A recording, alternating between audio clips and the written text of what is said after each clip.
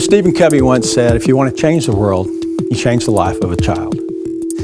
Nothing changes a child's life more than education. And once you change a child's life, you change their family's trajectory forever. This is the key element that brings all people, it levels the playing field for all kids, is education. The Springdale Public Schools Education Foundation is a 501c3 not-for-profit organization. Essentially, we have two pieces of business that we do. The first is that we've raised an endowment of about $1.6 million. That endowment funds our scholarship program. When they called my name for the SPSEF Promise and Potential Scholarship, I was overjoyed. I felt like these people really saw potential in me. My other scholarships were just because of my GPA or because I was going to do the band. It wasn't because of me and what I wanted to accomplish. And so when I applied for this and I wrote down my goals and what I want to do in life, and then they saw that and they wanted to fund that, it was amazing. Well, that scholarship gave me the confidence to do all the things I wanted to do because it meant I didn't have to work 20 hours a week. It meant I could join all the clubs I wanted to do. It meant I could be in the Razorback Marching Band. I could do all the choirs I wanted to do. And when I realized that I had this much free time, I started looking into study abroad programs. And I found this one where you can go to London and you watch 20 different plays and study theater, which is so different than my career, but it sounded like a lot of fun. And I learned about these really elite study abroad scholarships that they don't give very many people. But I was like, you know what, I'm gonna try. So I met the very first deadline. I think I was one of the only people who did. And so because I'd gotten this scholarship from SPSEF, I saw that I can do more than I'm doing now. And so I got these grants. And so I ended up only having to pay for about a third of my trip, which is incredible because a month in London is pretty expensive. And so it was an honor because I probably wouldn't have applied for those. I probably wouldn't have even gone if I hadn't gotten this scholarship. It's really about providing experiences. The second half of the business is we fundraise every year to have a bucket of money. So any district employee can apply for a grant as long as it serves kids in the district. We fund those projects that fit in the gray area. It's that, I like to call them, it's that really cool project that you've always wanted to do that there's never been money to do. And so, over that time we funded 187 grants for $575,000 total. And it could be something as simple as a classroom set of ukuleles, or it could be something as complicated as levelized reading books that teach specific reading skills.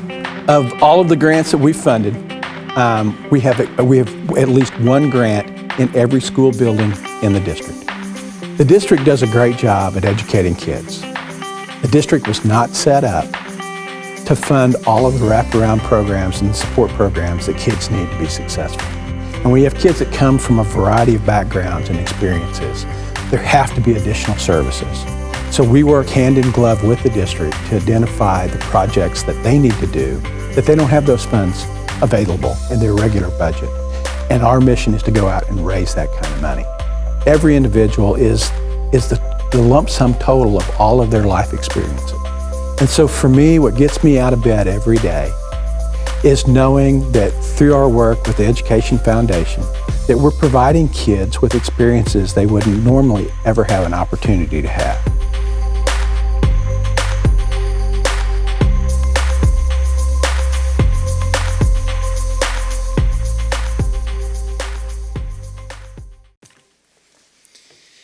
All right. Well, hello. Thank you. Thank you for coming out. It's a different world and a different event, and I appreciate each and every one of you for braving this event with us tonight. For those that don't know, my name is Chris Steckline. I'm the founder and the executive director of the Springdale Public Schools Education Foundation. And I got to tell you, if I'd have known how hard it was for me to pronounce that all these years, we'd have called it something much simpler. I've got a couple quick housekeeping things I want to go over with you. We've done everything we can do with the Department of Health to ensure that you and I and everybody else is as safe as possible. So I appreciate you taking the time to come out, be with us, respect the social distance, all of the things that we have to do. But your safety is really more important to me than anything else, and so we'll do it like it is. The bathrooms are out in the lobby. If you need those, help yourself. When we're finished tonight, our board will come back in and they'll dismiss you. We have to exit a separate door than what we came in, so we'll go out that door. On your way out, I'm going to plug them now, and I'm going to plug them again later. Harps Foods has provided some cake to go, so make sure that you get some of that with you. And on top of each of the containers is a card, and there's there's just some good talking point facts from the foundation on the top. And on the back side of that's a donation card. If you feel so inclined, please fill it out and send those back to us. And we do have to ask that as you leave, I need you to leave. I'm sorry, please don't congregate. The last thing we want to do is be on the news tomorrow as Springdale High School has a super spreader event. So we don't want to do that. I would be remiss if I didn't speak for a few minutes today about the last few weeks have been kind of difficult on the foundation side. We've lost two really, really good supporters. John Broadbeck passed several weeks ago. John was passionate about Rotary, but he was passionate about our community and he was passionate about our schools, and John's been a good, solid supporter of the foundation. And so we miss John. And so please keep John's family, his widow, Mary Lee, in your thoughts and prayers. Today was a particularly sad day. Earlier today, Gerald Harp's funeral. And I sat in there today and I thought about how we got our start. And if it hadn't been for Gerald and Vicki, we wouldn't have a start. We plodded along the first year. Really, we had raised about $15,000 in our first 10 or 11 months.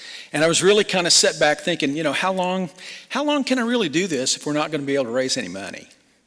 And on December 28th, I got a call from Pam Everett. And she said, hey, we've got a donation. I just need some information from you so I can get the right amount, I can get it to you. And, I didn't know. And she says, Gerald and Vicki have been watching what you've been doing, and they're ready to make the donation. And so that was the gift that really put us on the path. And so as you ponder that, please keep Gerald's family in your thoughts. I know they're having a particularly difficult time. But we are so grateful for what they enabled us to do, the start that they gave us. So, all right, shifting gears. The first video that we saw is a great story. Megan Cross was a recipient of the Promise Potential Scholarship. The Promise Potential Scholarship pays $1,000 your freshman year. Typically, when you get kids like that, you hear from them their freshman year, they fulfill their obligations, and then you probably don't hear much from them again. And it was well into her sophomore year, out of the blue one day, I see this email from Megan Cross. And I'll be honest with you, I really didn't put two and two together until I read it. And she says in her email that she's so grateful not only for the opportunity she had her freshman year, but also for the confidence that gave her. And I've come to learn, over the last 10 years, when I've been doing scholarships for quite a while with the foundation for 10 years, I've come to learn that it's not always about the money that you give a student their freshman year. It's not that $1,000 that makes the difference. What it is often is it's the confidence that, wow, somebody thought enough of what I've done to invest in me. And that's what her email said, is that I didn't realize everything I could do. And this gave me the opportunity to do so many more things. And so we're really pleased that right now we have 73 kids on scholarship. They're all over the country. And it's because of the donations, it's because of the hard work that you guys do, the investments that you make that allow us to put these kids in school. So you'll hear more about that as the night goes on. This is a night about our three honorees. As I've said before, it's their party and I'm just the host. And I'm really not even the host. Dr. Cleveland's really the host. And I'm going to get to introduce him in a moment. What makes this so special is that this group of honorees is not selected arbitrarily by me or by our foundation board of directors or any of that. This is actually a process where they're selected by their peers. It's our former recipients that make the nominations and the selections. So you were all selected by your peers to receive this award. And we're just so grateful and honored to be able just to be the facilitator of that. So I'm not going to stand here and belabor any of that any longer. What I am going to do is I want to introduce tonight our MC for the night, Dr. Jared Cleveland. We're just going to see how this works out. I'm really pleased. It's been a really difficult year, obviously, to start running the school district, but we're real thrilled to be a part of it. We want to walk alongside the district as a partner, and he's going to talk to you tonight a little bit about this.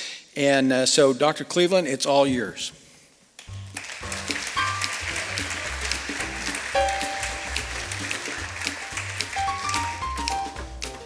We didn't practice. You're probably going to know that, right? No, it is a privilege to be here, especially knowing the individuals that are going to be inducted tonight and know how deep your roots run in Springdale and the things that you've done. Really, you got nothing out of it except the gratification of helping others.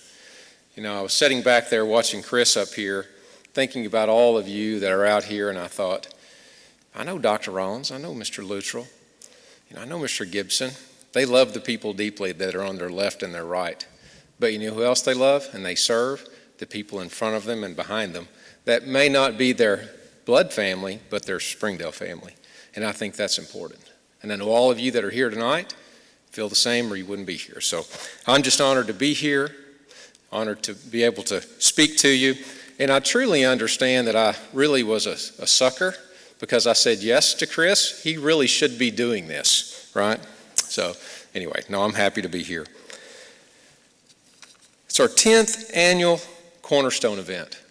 Amazing, 10th annual. Really, we wouldn't even have a Cornerstone event had it not been for people like you who began the process, started the ship, launched it, right, Doc?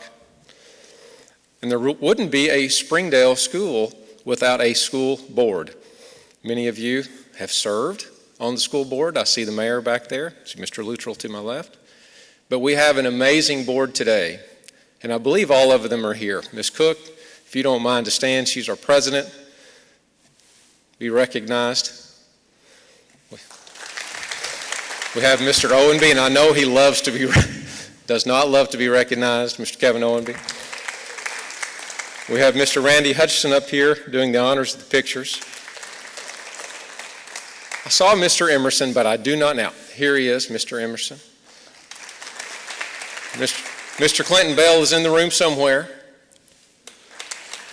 Miss Creek, I know, is here. She's in the way back. And I believe we just have one left, and that's Mr. Ramos, and I don't know if he was able to make it tonight or not. But knowing him, if he's not here, he's live streaming. So if you're out there, Mr. Ramos, thank you. We have a fantastic school board. It all starts and stops with them. Right, Dr. Rollins? You've taught me well, right?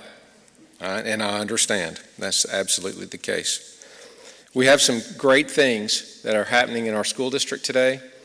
We've been a recipient of $1.25 million of the Department of Education grants. I won't go through all of the wonderful things, but that Justice grant will go towards community safety, SROs, camera system, review of our overall student safety program. So we are excited to be able to launch that. And Mayor, in partnership with you and the city, it ought to be just a deeper relationship. And so that looks good. Your schools are performing at a high level. I got to speak today to Kiwanis, and what a group they are. Wonderful group of people. And I got to talk about some of the great things. One of the great things is I got to talk about how I was told I was coming to Springdale, right? And that was fun. But I also got to talk about our kids. I got to talk about our staff in this world of COVID. Our team, our central office team, led by Dr. Marcia Smith. We have Ms. Fink as well, and Ms. Tischer, Mr. Kelly Hayes wasn't able to be here, but our central office team, they're amazing and they serve. They were taught really well by our patriarch, Dr. Rollins, and our school boards in the past. But your students are phenomenal. They are absolutely achieving in a COVID world, by the way. I know we're all COVID fatigued. You're wearing a mask. I get to take mine off. You're probably jealous. That's good. But they're performing. And it's hard. I have a child who's still in school, and it's hard for him, but he wants to go. I see some young people over here. I know little Gibsons want to go, right, Mr. Derrick? They want to go. So they're performing, they're doing well, they're following what we're asking them to do, which is so unfair, to wear masks, to be distant, to not go out and have fun and all of those things. It's an unfair thing to ask, but they're doing it. So be proud of your kids. Your teachers, it wouldn't happen without your teachers. Education in this district never happens without the heart of the teacher at the very middle, the very core. And certainly our administrators across the district. They've given heart and soul and continue to every day. So I am bragging on them, all of them, and that's okay. I have bias, right? But you should too, please. Anyway, enough of that. Did you watch the duck race video? Have you ever seen ducks get poured into a pond with a backhoe? I thought that was interesting, and it happened with the creek. What's great about that duck race is it was live streamed by kids, students. Do you know how old they were? They're at J.O. Kelly, so it gives you a hint. 12, 13.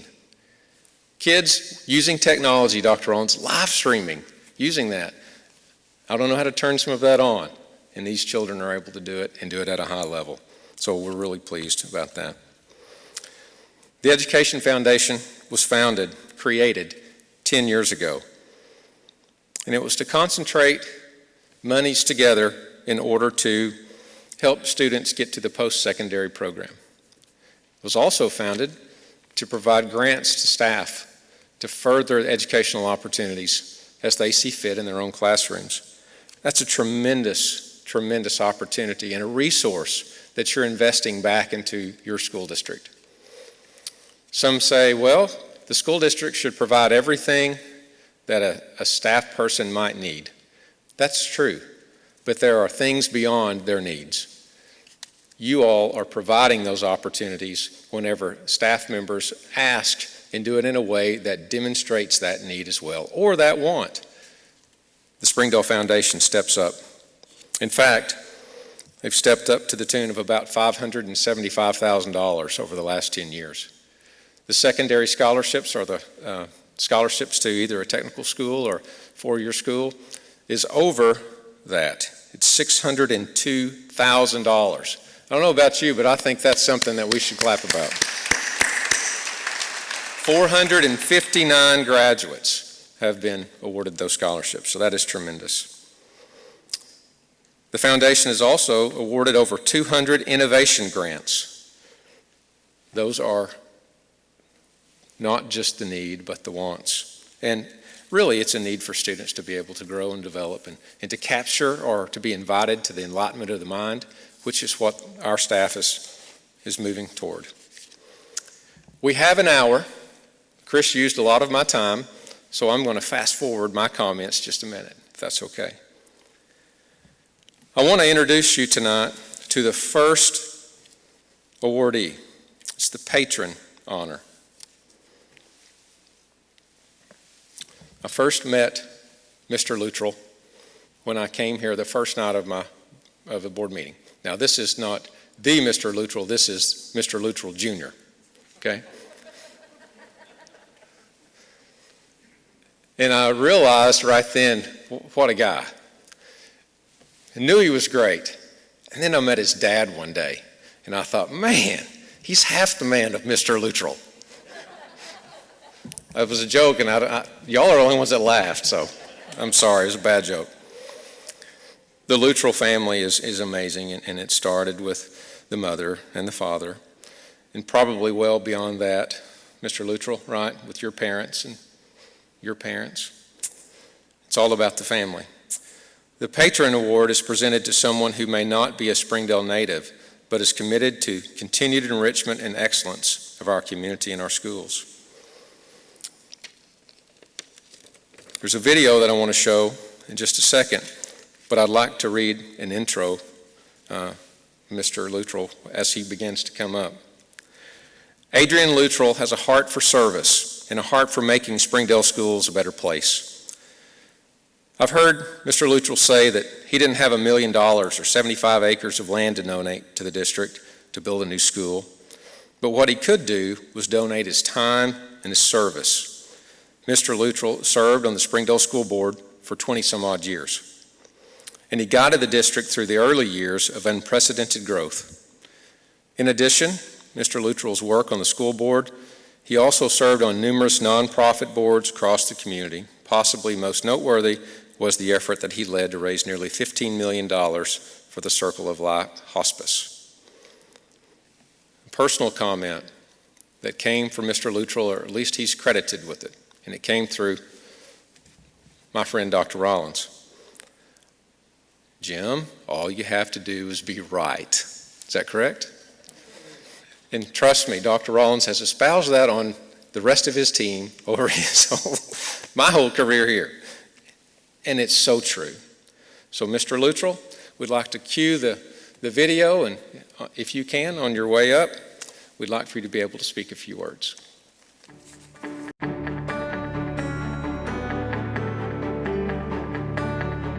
Well, I was just interested in Springdale being a better place, and you can't have a better community unless you have better schools.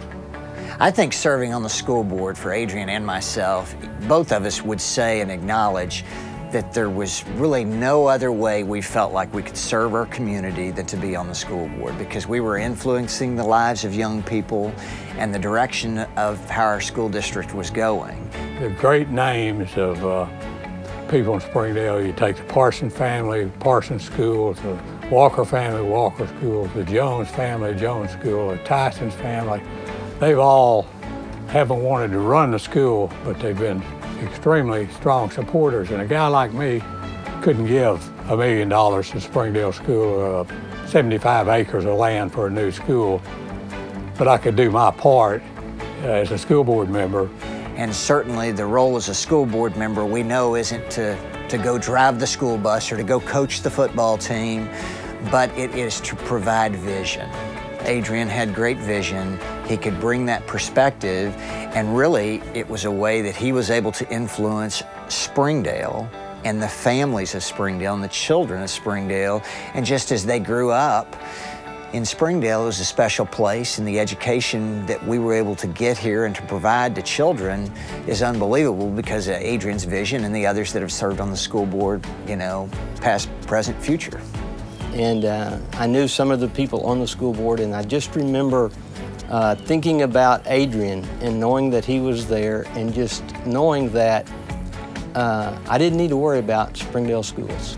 You know, you're not a great board member if you never question anything. And it's hard to question your executive director or your president or whatever, but it's your role. If you're going to be a board member, you've got to understand what's going on. You've got to ask questions. Some of them have got to be hard questions. Adrian is an influencer, and I knew that he would be a good listener of all the constituents, and that good decisions would be made with Adrian in the room. And you know, there were times when we couldn't tweet and we couldn't send text message, and the only way to make contact was through a phone call. Well, there were many of those phone calls that he took at our home, and there were many of those phone calls that he took at his work that were perhaps from a concerned teacher or from a concerned parent. But he was, again, I always go back to he was willing to listen, even if it was criticism, you know, and sometimes people's perspective that was different than his own. But he was willing to listen to that teacher or that administrator, and certainly, you know, tried to have a sympathetic ear whenever he could in those situations. When there was an issue before you, Adrian would never be the first one to speak. He would listen. And I can remember many times just waiting for others to sort of, you know, banter about whatever the issue was, and then Adrian would ask a question, or Adrian would make a comment. And you could depend on him for that in those board meetings. I did many times, to make the right comment, ask the right question at the right time that would make everyone else in the room think about what we were doing, the importance of it, and the importance of making not just the right decision, but the decision that considered all the stakeholders in whatever that organization and in our community to think about that. He always brought that. And I remember I got involved in Circle of Life before it was Circle of Life. It was a home health agency sponsored by Springdale Memorial Hospital, and they had an office over in the old Jones Truck Line office building, and it wasn't as large as this little group here. And there were about 8 people in there, and then they built the new Circle of Life building there on Jones Road. Mrs. Jones gave them the land, and then they raised the money. And since that time, we've opened a hospice home in Bentonville, and plus we expanded Springdale. So that was a $15 million fundraising deal, and you know, for a boy from Murfreesboro, Arkansas, $15 million was a lot of money. You know, everything that I feel like Adrian did, he did with intentionality. So whether that was having a conversation with one of our employees or with me or one of his grandchildren, and whether that is in person or whether that is on a Zoom call, he is unbelievable in terms of his questions. And he really wants to know what's going on in your life, and my life, and others' lives. I mean, it's always about others with him. And you just always felt like you were the only client or the only person that he was concerned with. I know Dr. Rollins always said about me, and I'm not sure this is true, but he said he would ask me about something and I'd say, just be right. The story I like best is that he would say, when I had something to do, Mr. Luttrell would always give me his opinion, even when I didn't ask for it, and many times when I didn't want it.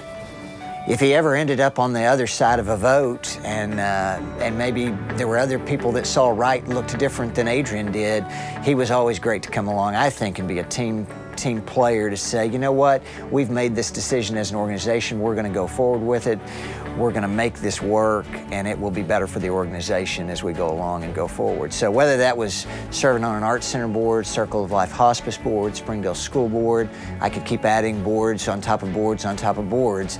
He always did it great, and you know, I talk about him being a role model for me, but he was a role model for many others too in our community.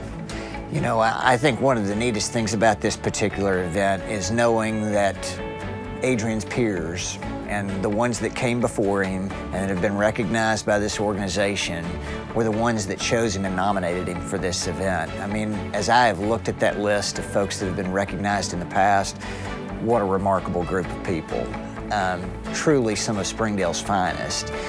And knowing that his peers have done that for him, knowing that his peers put him in the Arkansas Insurance Hall of Fame, just different things like that, you know, what greater recognition than for those that you work with, and they see all of the good, the bad, and the ugly, and they even, through all of that, see, you know, Adrian is a great person that really cares, and for them to recognize him like this is truly special.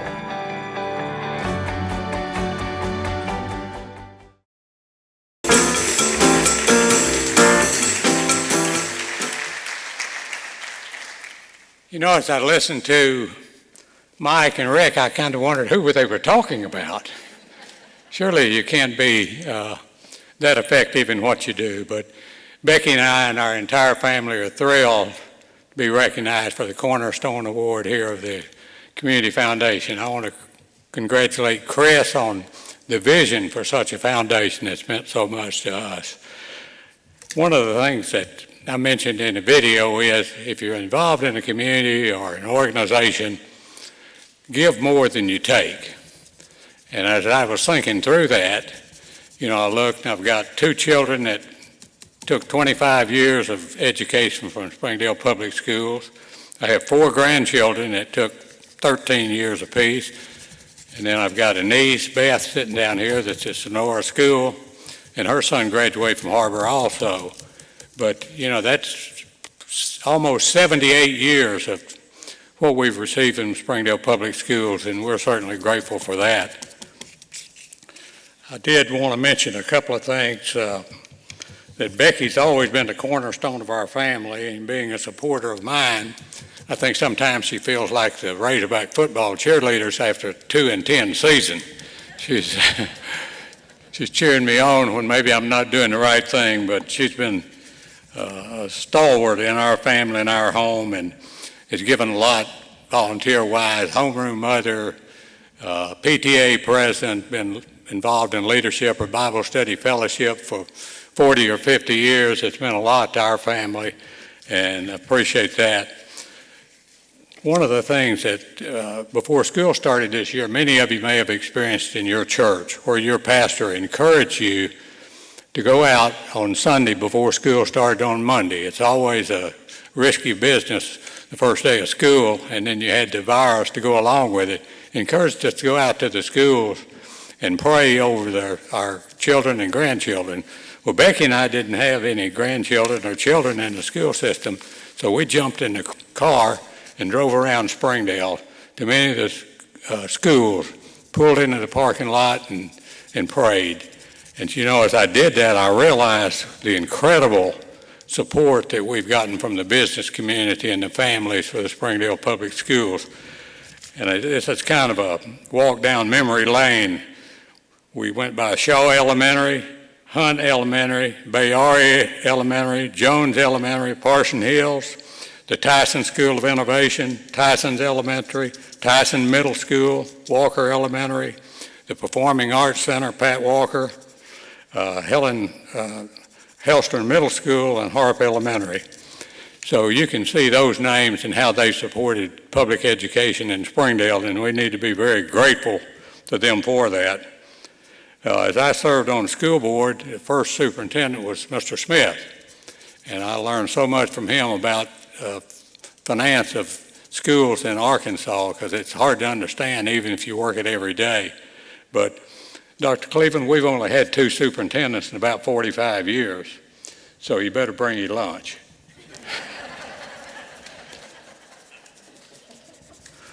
The video mentioned a lot of organizations we've been involved with. Of course, the Jones Center we've been involved with ever since it was built or taken up from the Transportation and Trucking Company back in 1996. Involved with the Springdale Memorial Hospital, and then they became Northwest Medical Center, and I served with Rick Parsons, one of the best board chairmen you'll ever work with, and I appreciate what he's done there. One of the things I wanted to mention is Bernice Jones. Some of you knew her, some of you just heard about her. But in her late years, she used to come to the Jones Center, and there'd be some children's event, and she would go through the event and all, but the thing she always said, Jim, you'll remember that, it's a wonderful life, even when her health was failing. And so that's the way Becky and I feel. It's been a wonderful life. It reminds me of lyrics of a song. Actually, it's a Christian song. It said, may those who come behind us find us faithful. And I know that's what we all want.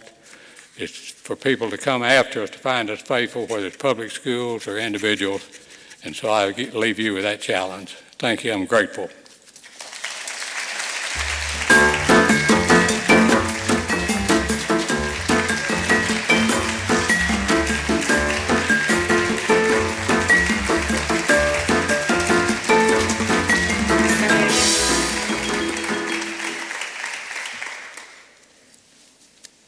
Well, Mr. Steckline, your new MC for next year. What an excellent job. What an excellent man, excellent family. And thank you for your comments. I could listen to you for literally hours. I'd like that chance if you don't mind at some point. Our next honoree is a couple, also an amazing family, a family that accepted me into what I think their family early on. They just didn't know it. I was there, right? That's the way they are. I'd like to introduce you to Don and Carolyn Gibson. They're going to come to the podium in a few minutes, but I did something wrong with Mr. Luttrell, and I need to apologize to him. I got him up here, and he had to stand through the whole video, so I apologize, Mr. Luttrell. I won't do that to you, Mr. and Miss Gibson, but I would like to read a short and brief introduction. Mr. Don Gibson is a native Springdalian. That's something that is becoming more difficult to find every day. Although Carol Lynn moved here from Missouri when she was a child, she has always considered Springdale her home. Before Carol Lynn started her interior design business, she was a 7th grade teacher at Southwest Junior High and holds the distinction of coaching the very first drill team at the school. Dawn has served on numerous civic and nonprofit boards across our city, region, and across this state. Dawn was the founding CEO of Legacy Bank and has used that platform to support the Springdale schools in so many different ways. Most notable is Legacy Bank's support of our very own Lee Elementary School. Dawn and Carol Lynn Gibson.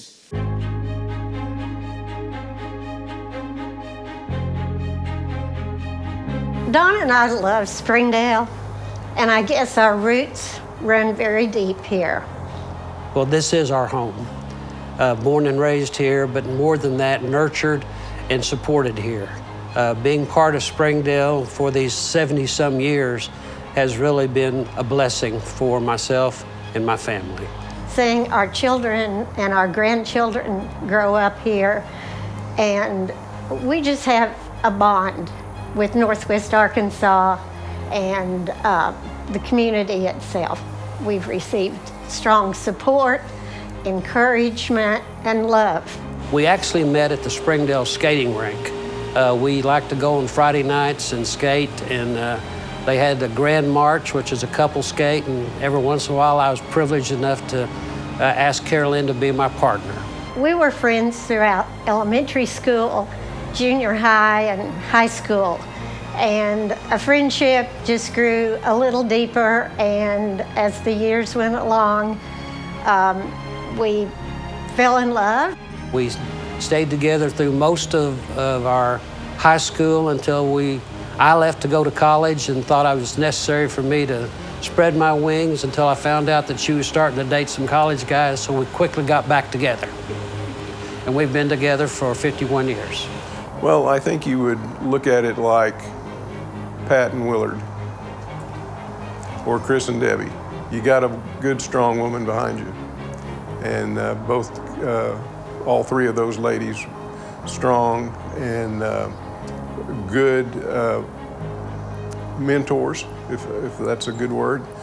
They would, I've always sounded stuff off of Debbie, and we've always done things together, and that's the same with Donnie and Carol Lynn. She's been behind him and been supportive of him, involved in the activities that he does, and does a good job of keeping him directed in the right direction.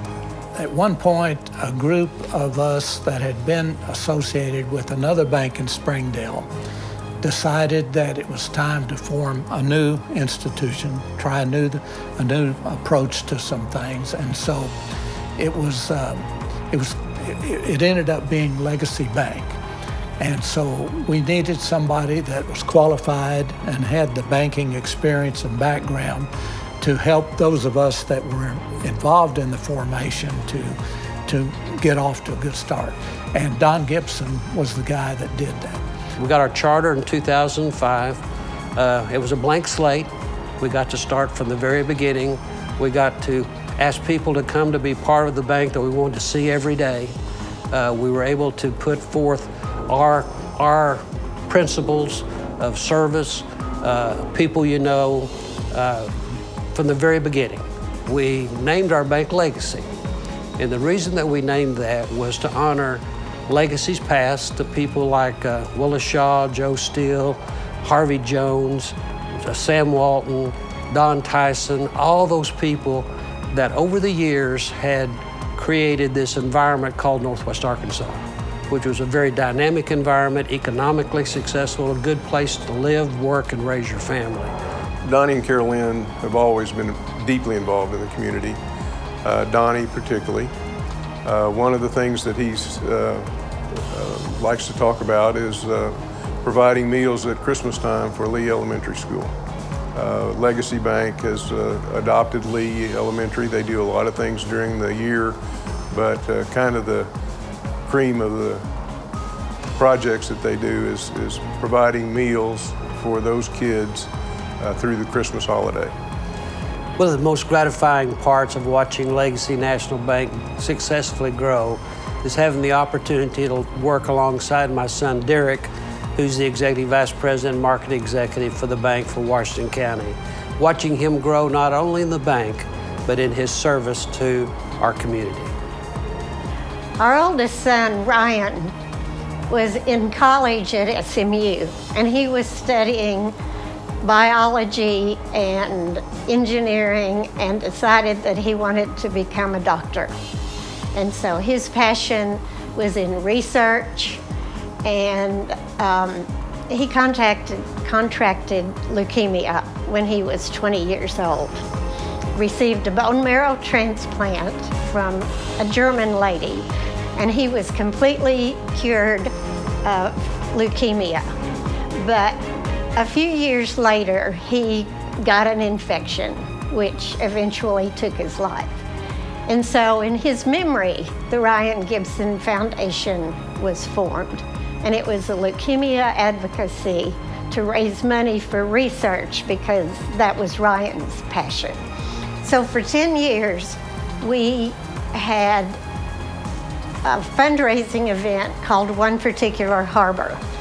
And we raised about $1.5 million through those 10 years of service. And that money was raised right here in Northwest Arkansas. You know, community is the place where you are, and which is a place that you would like to always leave better than you found it.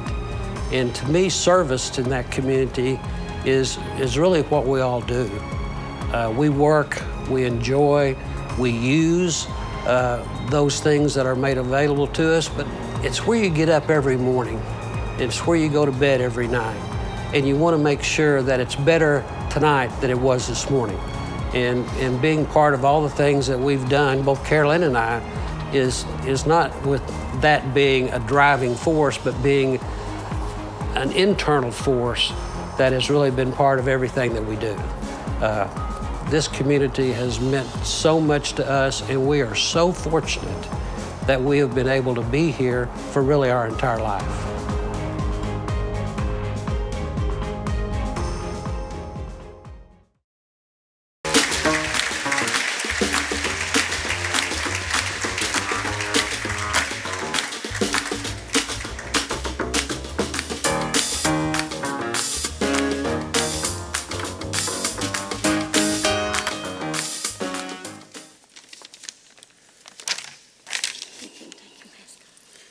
Wow, to be able to be here tonight among two pillars of our community, Adrian and Jim.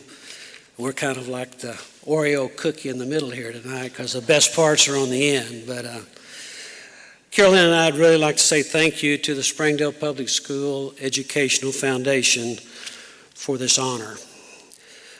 We are truly humbled by the recognition. It's particularly special because we get to share it tonight with a family that we love so much and are so proud. We have Derek, Jennifer, Dylan, and Brooklyn here.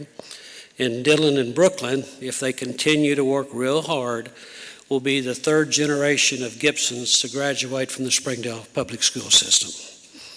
So keep it up. Also, I'd like to sure thank Chris Weiser and Bob Shaw for their part in our video tonight and helping us tell our story. I've often said that a community's cornerstones are hospitals, schools, and churches. But I'd add one more, and that would be people. We have been blessed to be able to grow up and live in the community that has all of these cornerstones, all four. We are the product of growing up and living with and among the people of Springdale, our friends, going to school with them, worshiping with them, and being with each of them when they need us, and more particularly when we need them. You know, I'd give credit to Bob Shaw because when Carolyn and I got out of the Army, because she went to the Army with me, but we got out of the Army and went through graduate school and was looking at possibly staying in the Southwest or the Midwest somewhere. I was interviewing in Kansas City, Lawrence, Kansas, Tulsa, Oklahoma, Dallas, Texas, all over the world, it seemed like, until I got a call from Bob Shaw. And Bob Shaw said, why don't you come to work for Willis Shaw Express in Elm Springs, Arkansas? And what a blessing that was to be able to come to work at home. And then at the same time, I was particularly blessed after I'd spent some time at Willis Shaw and got into the banking business. After a 25-year banking career, that career was drawing me away from the community every day. I would be getting up in the morning and I'd be driving to another community, but it just wasn't the one that I love. Thank goodness for Gary George and his dad, Gene George, and Steve Stafford. They gave me the opportunity to come home and to finish my banking career with them and other founders, starting a brand new bank in Springdale. With their leadership and vision, this new bank continues to grow and work toward becoming, hopefully, another cornerstone in this community, making a positive difference in serving people, serving businesses, and serving institutions all over Northwest Arkansas. Carolyn?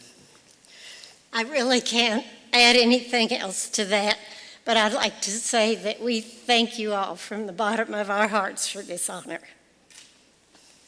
Thank you.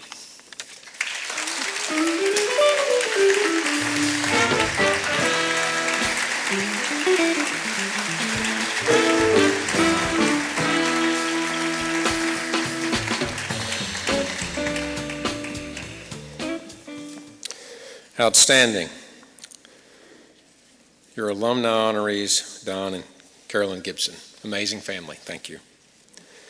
Our final award tonight is someone that we all know, someone I'll cherish personally. It's the retiree honoree. And I'm not really sure why he got to be the retiree, because I don't think he's retired. He's a workaholic. And if you don't know that, all you have to do is ask Joe, because Joe sees him working all the time while Joe sits in the truck and watches Dr. Rollins work on the farm. Right, Joe? That's the story I know. Yeah, I'm accurate. Right, Doc? Dr. Rollins is a force. He's an icon in public education. And he'll forever be a hero to me personally, and I know to the team that sits in this room, and to the entire student body, the staff in this community, and quite honestly, Dr. Rollins, to every educator in the state. So that's true. That's not polishing apples, as you say. That's just fact.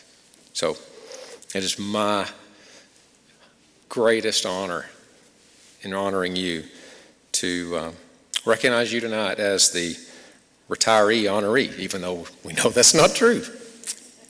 I don't know that he'll ever quit anything.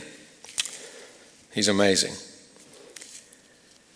When you think of Dr. Rollins, or at least I do, the phrase that comes to mind is teach them all. I think he coined it. During his 40 years here as an educator, superintendent, and assistant superintendent of Springdale Schools, he guided the district through unprecedented growth of diversity, prosperity, and change. And he never wavered in his one expectation. And that one expectation was excellence every day, every minute.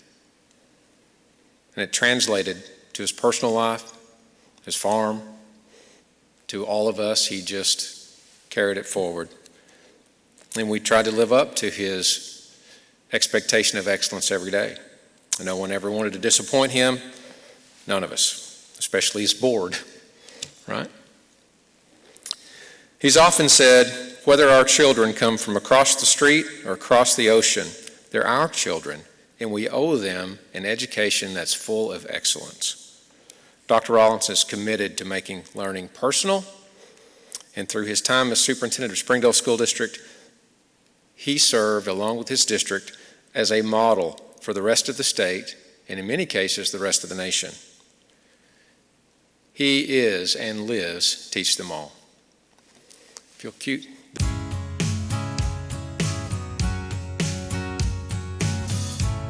The public school is America's greatest invention. And to be able to serve in the public schools, to just be a part of the life of a young person for even a short period of time is a blessing beyond blessings. It was such a privilege for me to serve as the superintendent of the Springdale School District. In total, I served the district for almost 40 years. Dr. Rollins started in the district when it had 5,000 students, and it's grown now to 23,000 students. It's the largest in the state. But along that way, Dr. Rollins has been in every part of every program, of every building. He's been in every nook and cranny you can possibly think about, helping support students and support teachers. I had great school boards, a phenomenal staff, a community that supported the schools, and everyone concerned knew clearly that our focus was on serving each and every child. Teach them all. All means all.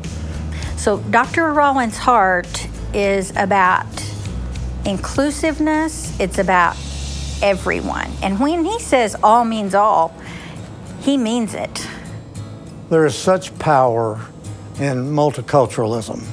There's such power in diversity. If we can all do our job well and unlock the doors that really help people understand who they can become, they will be the greatest contributors to our community, to our state, to our nation. His influence on our community as a whole cannot be understated. His tenure here has been so expansive that there have been good times, there have been challenging times, and that's really when you see leadership. I think of when our community was changing so drastically, and I don't know of anyone who could have maneuvered that with any more finesse, with any more skill than Dr. Rollins. We had to learn to serve children with different languages. We had to learn to help make the transition to a multicultural community. We were growing at 1,500 kids a year. We were building new buildings. The community was changing. We were figuring out who we were as a community. And somehow he kept all of that going in a positive way. The Springdale teachers were always willing to do that, always. Whether a child came to us from across the street or across the ocean. When they got to our schoolhouse door, they were one thing. They were our children. And that is the essence of, in my view, creating the culture that has bound this school system together over time and kept us on a positive trajectory. Students are always at the center of all that he does, and we move forward with the idea that how do we support students in their learning? The school system, the purpose of the school system is learning. So student achievement is at the center of that work. That was the agenda, student achievement. No excuses, it was about student achievement. One can't deflect to facilities or money or anything like that. What matters in our work is educational service to the children and building a culture where that's the focus of every teacher, every administrator, every day. He owned that agenda and he pushed that agenda for the entire time that he was superintendent. Anytime there was a conversation about what we should do moving the district forward, he would stop the group and say, now let's remember, we always have to put students at the heart of everything first. Now let's make a decision based on that. And consequently, we've got kids that are at Brown University, that are at Harvard University, at MIT, at all of the academies, the military academies. And they're out there changing the world for good. And it's because he set the expectation, he set the tone, he set what the future would look like for those kids, and he articulated it, and he did not move from that. If you realize all the national meetings that he's been recognized for, it wasn't just a Springdale thing. His legacy and the stuff that he's done for Springdale far surpasses the borders of Springdale. It goes way beyond Arkansas. It really is a national thing, and he's been recognized for it, as he should be, because he really, truly has led the district to excellence. It's wonderful to see individual recognition come forward, but it's even more marvelous when you understand that recognition just represents the work of an entire team. He understood that we couldn't get it done by ourselves. And so the partnerships that he forged with parents, the partnerships that he forged with community, with business, have all been a huge part of Springdale School District moving forward and being the success that it has been. It's team that makes the impossible possible.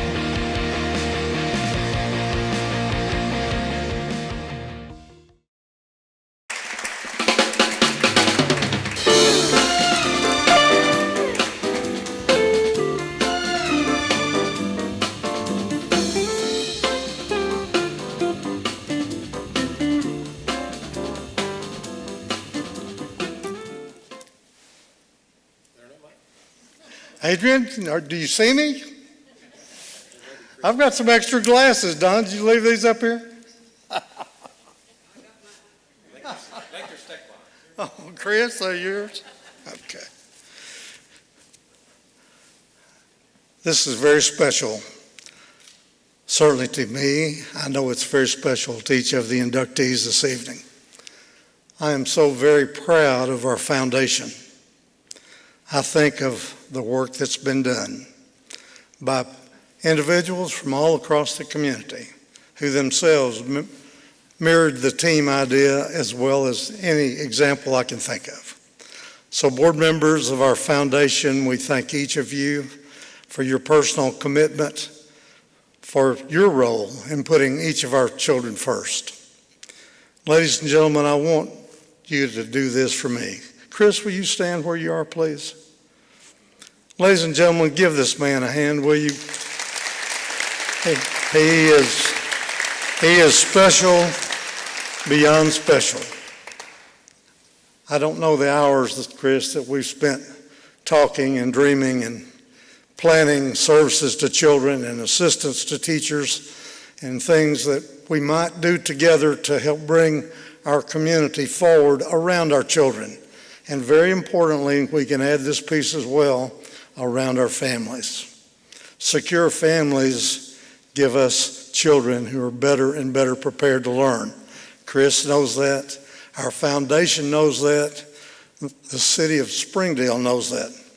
I think the one thing that our school district does better perhaps than anything else, in partnership with our foundation, in partnership with our city, is to take care of our children.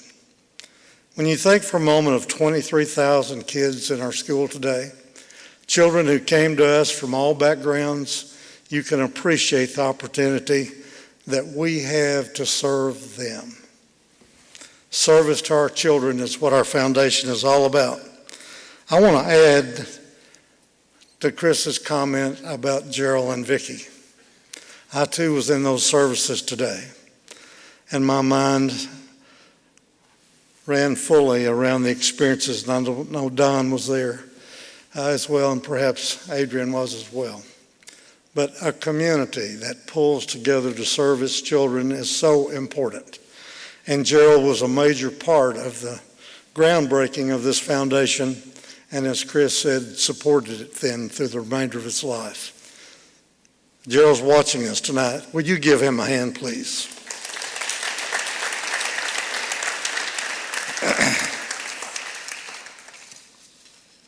My son is here. Joe, would you and Kenley please stand? I'm pretty proud of these two. Joe's a product of the Springdale schools. Kenley will be a product of the Springdale schools, and we have two other grandchildren that are playing hooky this evening, I do believe. And my hope is that just like Don and Adrian, I hope they too will be graduates of the Springdale school system. Beverly Charlton is here, a very special guest of mine. Beverly, will you please stand and let us thank you? You see that? She welcomed this attention. And I want to ask this. When you are a part of a school system, like I've been so privileged to be over time, your staff becomes your extended family. Can I ask my extended family to stand and let us thank the educators who are in the room this evening? Dr. Cleveland, thank you.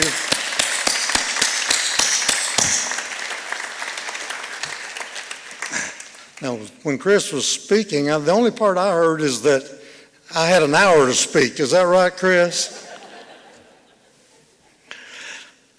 Kind of like those stories when we were on the farm as a kid and we were looking forward to the Lone Ranger or Friday Night Fights or something like that, and the kids in the room said, the president's on tonight. And, you know, at that time, it's a little different connotation.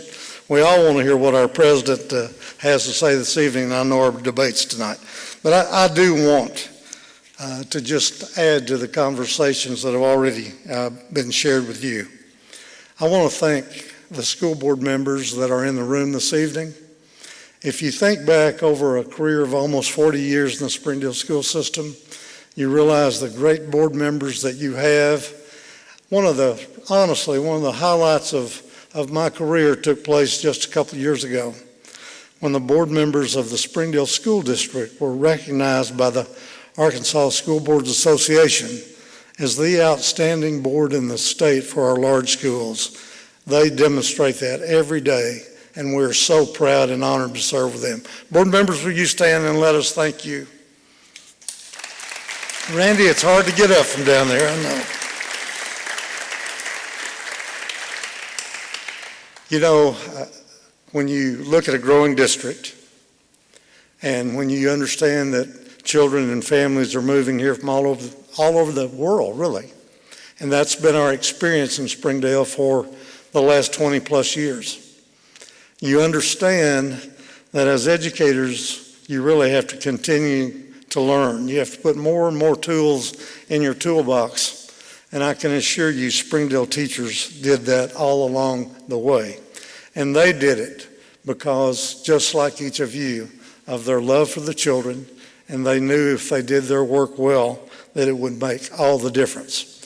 But I would say quite often, as good as I think our team is, I don't believe any of us ever thought we could do the work at the level we all wanted to achieve at and have our students achieve at by ourselves. But then I would quickly say, in Springdale, we never had to, because you were there with us. Our mayor was there with us. Our city leaders were there with us. Our parents, our business leaders, etc.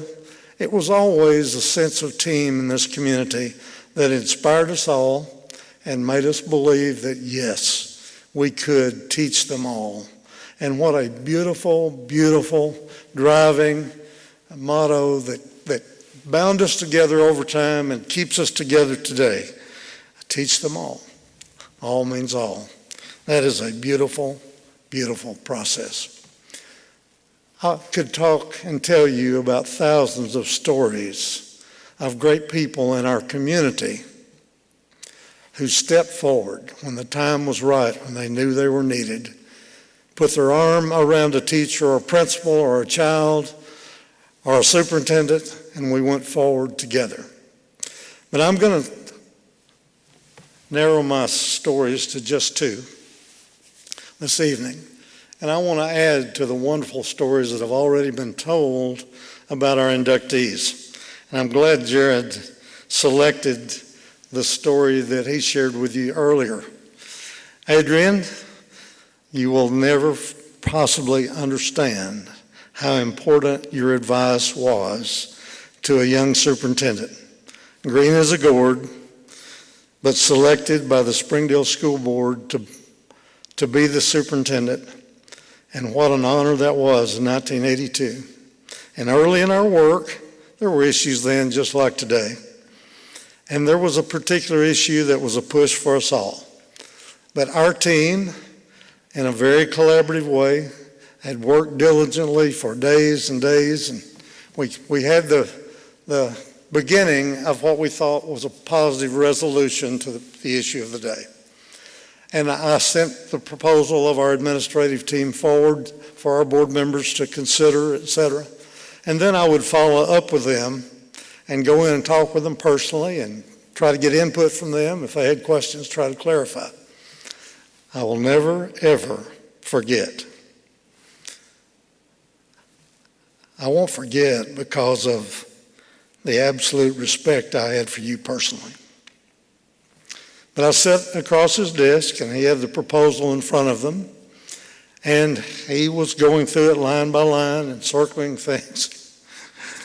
You can imagine the young superintendent might be getting a little tense because I knew behind some of those circles were going to be some really difficult questions.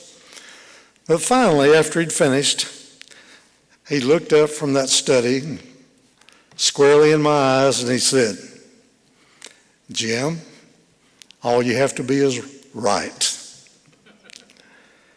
That's the best advice I've ever had. That's advice that stayed with me throughout my career. And it stayed with the members of our team throughout the career because we all lived it. First of all, the board, our students, our teachers deserved for us to be right. So that required work. It required intense study.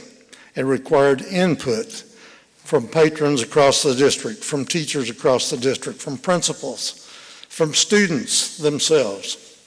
In 1982, that first year of my superintendency, not long after my conversation, we created an organizational chart in our school district just called the Superintendent's Cabinet. There were different layers in that cabinet. There was a layer for our teaching group. There was a layer for our support staff. And we had meetings on a monthly basis with our teachers about whatever the issues might be, and we got their input, and we clarified and improved proposals.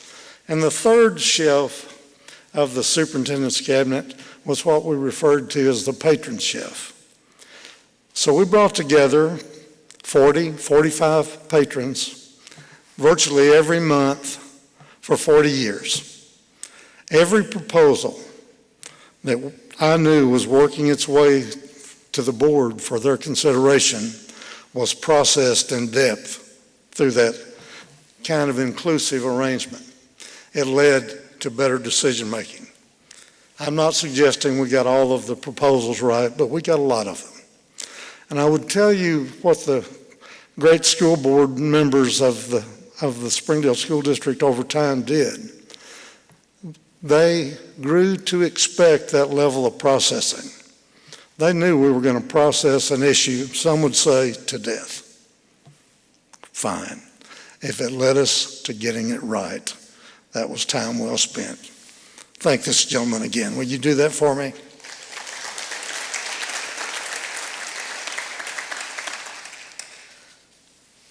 I want to talk about Don, because Don's been an advisor to me for 40 years as well. An advisor to me on school-related issues, on things that we could do together to work and support our community, on personal decisions. Don, I so appreciate that as well. You can imagine in a growing school district with children coming here from all over the world, our population growing from 5,000 students to more than 20 to 23,000 now, we had to build a lot of schools. I was privileged, our team was privileged to be a part of the construction of 22 new schools during that period of time. That required a lot of resources. It required a lot of help from a community that was a working community, and money was treasured and sometimes hard to share in tax, even if it was going to the schools, which they all loved, I know. So, Don, it's kind of humorous, really. I made it a point throughout my career to visit civic clubs. I was a member of the Rotary Club, but I tried to go to Kiwanis and Lions and so forth. It kind of got to be humorous, really. When Rollins walked into a civic club, they may have had a program scheduled for the day. Sometimes they just set that program down and say, okay, Doc, tell us about your millage proposal. They listened very well. After one of our Rotary meetings with a millage question looming, Don and I walked out of the Holiday Inn together, stood in the parking lot, and again, he gave me wisdom that has stayed with me throughout my career. And it had to do with the timing of millage request. He said, Jim, don't ever ask for a millage question too late. Don't ask for a millage question too early. Just ask for the millage question when you have to have it, and we'll all be there for you. Please give him a hand. Would you do that for me?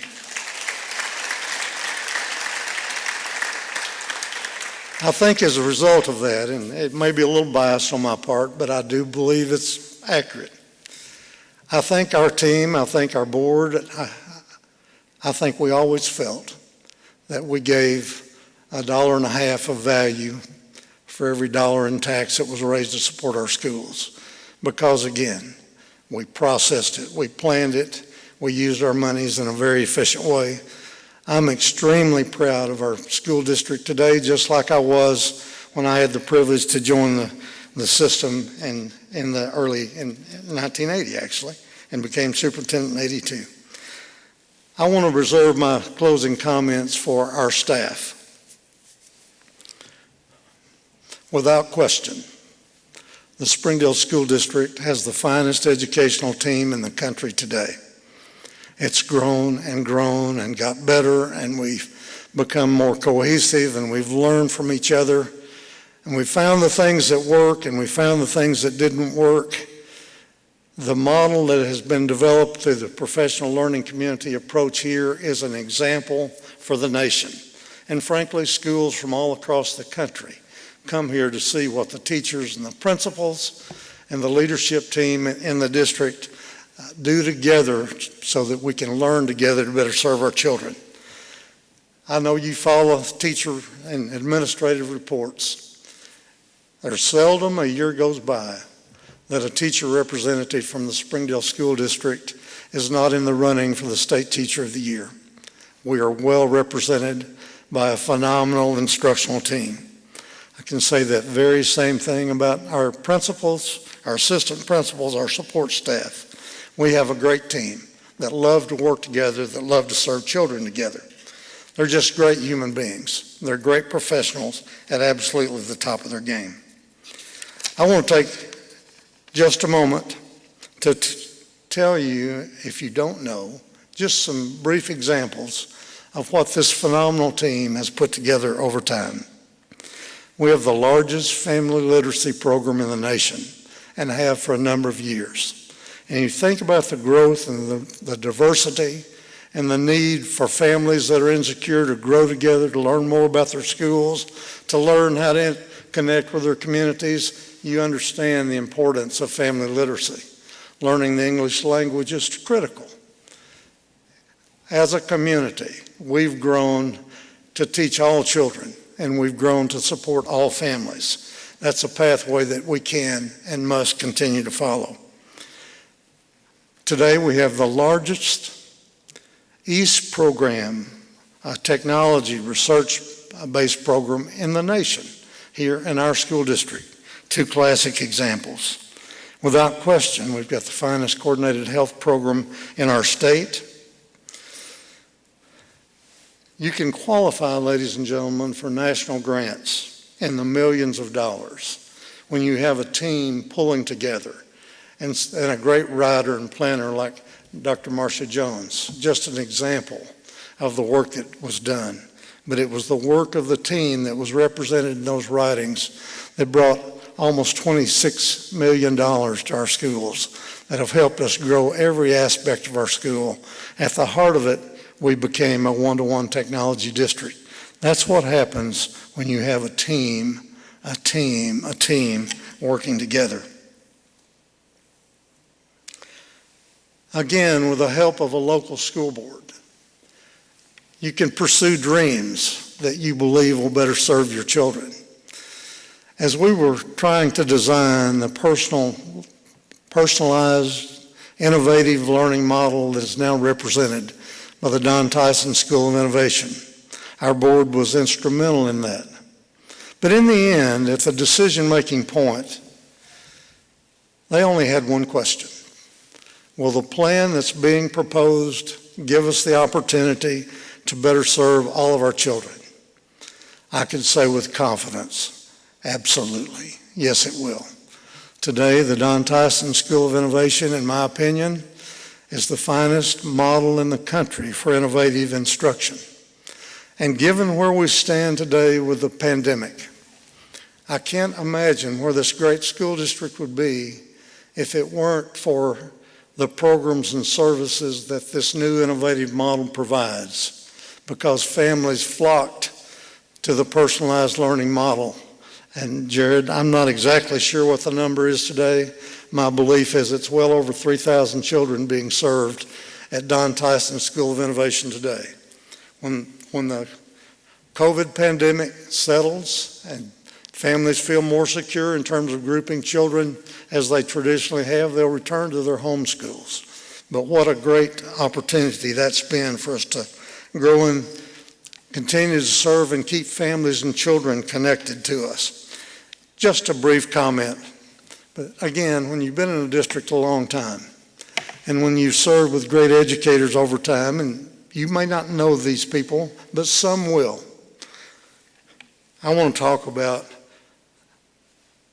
my assistant superintendents who served this district, gave their professional life to this district. Dr. Randy Myers was the first financial officer I hired, one of the most brilliant men I've ever known. An individual with 2 doctor's degrees and working on a 3rd. Chris, I used to have fun with him because I really want to push him along so he'd get that 3rd.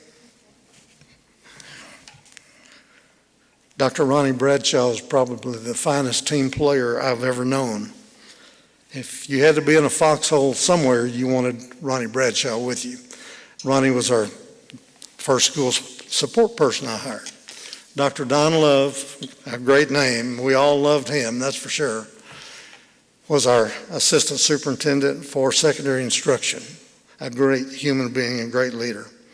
I've already referenced Dr. Marcia Jones, a phenomenal educator. She was the assistant superintendent for both elementary ed and for the instruction overall for a long time. What an enormous contribution she made to the school system. Mr. Hartzell Jones, which was probably the steadiest individual I've ever known in my life.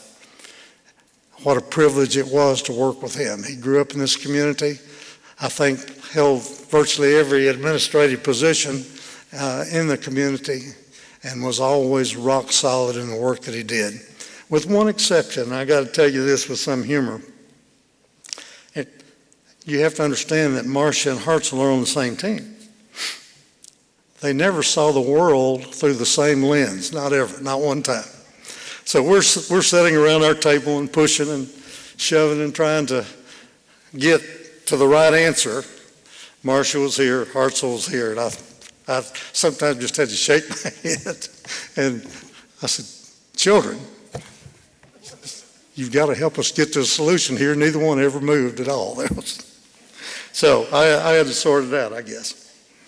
But as those individuals that I've talked with you about, and Dr. Alan Williams is here as well tonight, Dr. Williams followed Dr. Myers and did great work. He worked in the high school and leadership roles here, and I persuaded him to come down and take a position that he'd be the first to say he had to learn a lot about. But what a great man. I'm so proud that he's back in the district today serving Springdale kids. But I do want to talk about the group that's in front of you for just a moment. Mr. Kelly Hayes is now the Assistant Superintendent for Finance, and Dr. Cleveland has asked him to be his Deputy Superintendent as well. I'm so extremely pleased about that because Kelly is a phenomenal educator. Dr. Marcia Smith is the instructional leader of our time. The most loyal, most encouraging, most innovative in her own thinking leader one could ever hope for. She was there with every issue, out in front most every time. Marcia, thank you for all you've done and continue to do. With her, we had assistant superintendents for elementary instruction then, Maribel Childress, and now Melissa Fink. Both of those individuals are on our team and currently doing a great job. Shannon Tischer is our assistant superintendent for secondary education and really is a spark for the entire team. All of us hold her in such high admiration. Ms. Kendra Clay is, without question, the best school attorney in Arkansas. And as school districts grow and get larger, you need that legal advice on issues of every day. And my goodness, what a great asset she is to our team. And Dr. Cleveland came to our district. He led our personnel division for years. He loves hands-on stuff himself. He wanted to be more involved, more engaged in the school support team, the facilities, the transportation, the food service, the nursing program. He's just such an avid learner. I'm so proud of him and the work that he's doing. And now that he's transitioned into the superintendency, along with the other team members that I've mentioned, I want each of you to know that the Springdale School District is in great hands. Great work continues to be done. And it's been my privilege over time to say our best work is in front of us. And I could say that because I knew how we learned together. I knew how we collaborated together, how we worked with the community to bring the best thinking of the entire team together. The Springdale School District is an excellent school system today. It's only going to be better tomorrow. Thank you for recognizing me this evening. It is a very special privilege. Thank you.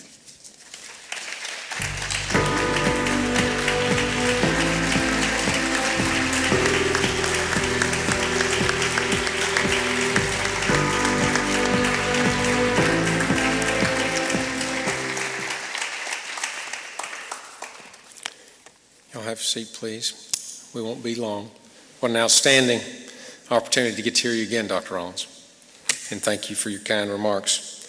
I'd like to ask Chris to come up. I know we're a little behind, so I'm going to forego a few things, except two comments. Number one is the foundation provides great support for the future, and you investing in the foundation invest in our kids and invest in our future.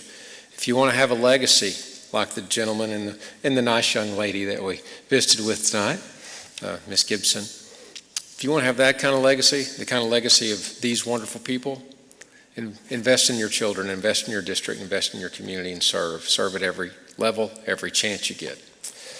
Anyway, thank you for letting me be your MC and reintroduce Mr. Chris Steckline. Do you need your glasses? Yes, sir.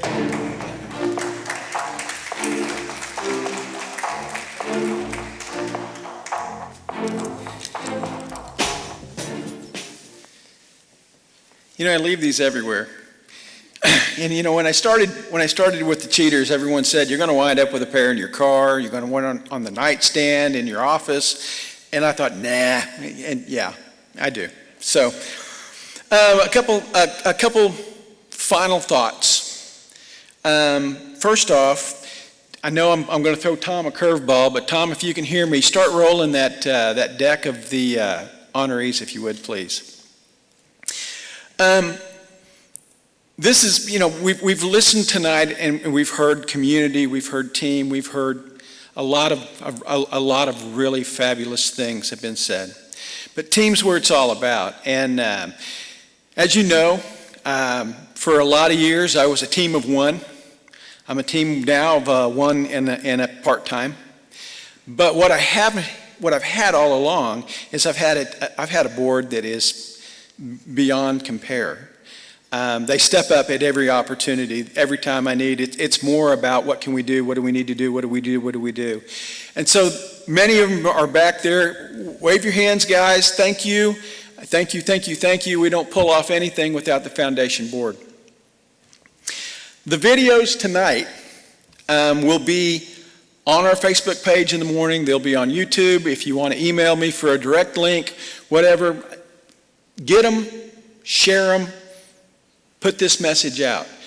Believe it or not, over the 11 years that I've done this, the hardest thing in the world that I've had to do is get our consistent message out across the community. And so I ask you for your help to do that. Push our message. Push what we want to do. We want to serve our teachers and our kids the best we can. We've had a lot of help tonight. As I'd mentioned earlier, on your way out, pick up some dessert from Harps. I don't know what kind of cake it is, but all I can tell you is it will be good. They have been a phenomenal partner. They have provided that. That is their donation tonight. So when you see one of the Harps folks out, just tell them thanks. Ozark Film and Video has been a consistent partner. I worked with Kathy for years and Tom, and now I work directly with Tom. This doesn't happen without their work. And as you can see, I've had the privilege to walk in the shadow of some giants. And Dr. Rollins, Carol Lynn, Don, Adrian, it humbles me to be able to walk in your shadow. The cornerstone, the whole concept of a cornerstone is that's the first thing you lay when you go to build something. And the integrity of what comes next is based on the structure of that cornerstone. And each of you have been that cornerstone. You have been the one that upon your shoulders greatness will happen because of what you have done. And it is I'm humbled to be able to serve a foundation that recognizes and serves you. And I am thrilled to welcome you into our Cornerstone family. We've got I'm giving you a job to do already. Be thinking about who this next class is going to be. It is partly your responsibility now to self-select the next class. And you've got a lot of hard work ahead of you because the four of you is a pretty tough game to follow. And as you can see, over the 10 years, I've had the privilege of sitting down and doing interviews with lots of unbelievably remarkable people. And the common thread with every one of those is that they all have a sense of service above self, and they all have a love of their community, our community. And they've all gone above and beyond to make our school and our community a better place. And I'm very humbled to just be a part of it. And so I'll close with just a few others. We had a duck race in a pandemic. And you got to wonder how that's going to happen. And we really didn't know what to expect. What we found is that our community stepped up. Cargill, Sam's, Carmart, countless others, went out and sponsored classroom flocks of ducks. And we raised nearly $10,000 in a duck race. Every penny of that goes directly into our classroom grants. So your generosity, your support, $10,000 in ducks. I know, it makes you chuckle to think about that. $10,000 worth of ducks, we're going to fund grants. Next year, our goal, that $10,000 was 533 ducks. Next year's goal, I've already got 1,000 ducks, and I've already got them numbered, and we're ready to go. So just be aware we're going to be dropping 1,000 ducks in the water, and we'll be coming back to you to help sponsor those ducks. Randy Hutchinson, thank you. Randy's been the guy that when I need photos, I call, or if I forget to call, he calls me and says, hey, you need pictures? So thank you, you and Cynthia, thank you for the things that you do. I told Dr. Cleveland earlier tonight, for whatever reason, this has been, again, doing a pandemic, this has been really pretty easy, and it's because of the staff of this district. Stephen Lightfoot, Chris Buttons, thank you guys. Trent Jones, what do you need? Tell me what you need. How can we help you? And so, it's being part of that team has really made this this success, this foundation really works because we're part of that team. And so I thank all of them for their hard work. And again, Dr. Cleveland, thank you for stepping up tonight. You know, don't lose the notes, because we may be coming back to you again next year. You never know. And finally, all of our Cornerstone recipients, past and present, I thank you for the work that you've done. You'll be hearing from us in the spring at our next selection event. If it's up to Kathy McFetridge, we have big plans. We hope to have a really nice, we hope to have a really good party when we select this next group. So be ready, be looking for our stuff. And finally, the last thing is, it's my wife that supports me. She comes, she does whatever, and she's always the one in the background you never hear about. So she's the other Chris Steckline that I'm extremely proud of, and I thank you for putting up with me and helping me do this whole foundation thing. So with that, I'll close. Remember, our board will get you out. We'll move out through these doors. Grab dessert on the way out. I'm sorry to say, please don't mingle, you know. And if you have any questions, you need anything from me, you know how to get a hold of me at the foundation office. With that, I say thank you. Thank you for being here. Thank you, virtual audience, for tuning in. Have a good night.